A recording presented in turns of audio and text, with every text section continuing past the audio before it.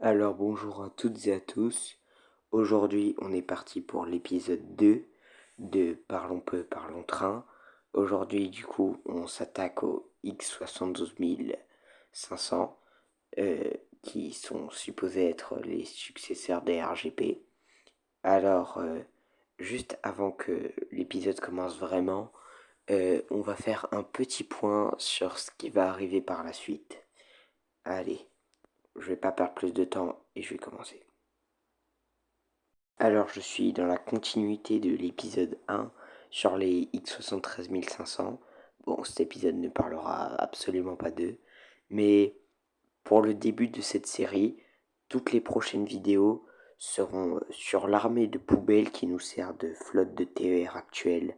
Donc voilà quoi, pour le moment il n'y aura pas d'autres trains que les TER actuels, car il y a besoin d'en parler maintenant. Voilà, c'était tout pour le petit point de ce qui va arriver par la suite. Bien entendu, tout peut être décidé en commentaire sur les prochains trains TER modernes qui vont arriver. Après, je parlerai du reste. Mais là, franchement, c'est le sujet important du moment. Allez, épisode 2, c'est maintenant. Les X72500 font partie de la flotte des autorails TER modernes, entre gros guillemets. Je n'ai pas de date d'appel d'offres, mais je sais que la phase finale du projet date de 1992 pour une mise en service de 1997 à 2002. Ils font 4 mètres de hauteur et ont une vitesse maximale de 160 km/h.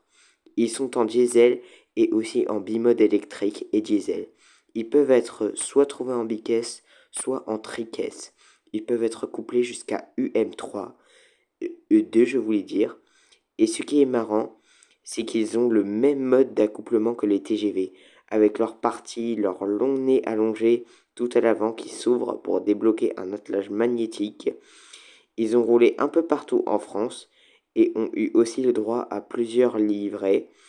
Ils ont, ils ont été affectés au service TER, mais également au service intercité. À part ça, c'est tout, pas plus.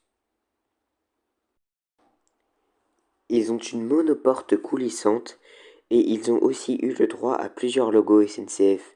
Et ils ont eu le droit au logo casquette et au logo Carmillon, l'actuel. Car oui, ils ont été rénovés pour du NG, mais bon, du NG, pas très NG. Car, pour, car pour les anciens, ils ont déjà 28 ans de carrière. C'est énorme. Ils doivent déjà avoir un bon nombre de kilomètres au compteur. Et bah, c'est censé être des successeurs d'une RGP, mais je trouve qu'ils sont très décevants pour ça, car ils ne succèdent vraiment rien du tout. La RGP était 100 fois mieux dans son domaine, et ils ont seulement le X72500, une puissance de 1200 kW. C'est vraiment très peu, voire même ridicule comparé aux autres. Enfin, je veux dire, mais même le Réjulis fait mieux à ce niveau-là. Bon, ils ont quand même eu de très belles livrées, comme par exemple la région Pays de la Loire, quoi. Mais bon, aujourd'hui, la question, bon train ou poubelle? Alors pour moi, la SNCF devrait clairement les radier. Ils sont vraiment plus très performants actuellement et surtout, bah, ils sont anciens et ils ont déjà été rénovés, mais rénovés pour pas grand-chose, ça a à peine changé. Donc, pour moi, le bilan, verdict, radiation directe. Voilà, c'était tout pour aujourd'hui. J'espère que vous avez apprécié la vidéo et à bientôt pour de nouvelles.